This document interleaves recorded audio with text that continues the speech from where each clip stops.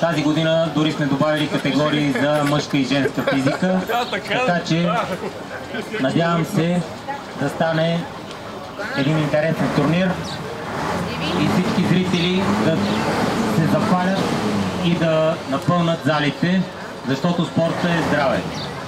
Ще дам думата на Димо Бенев, който ще е съдия на турнира, за да обясни накратко правилата. Здравейте, приятели! За мен, както винаги, огромно удоволствие да съм част от този турнир. Това е един от най-любимите ми турнири в България. Стана си традиция. Винаги е било супер купон. Винаги е било супер купон.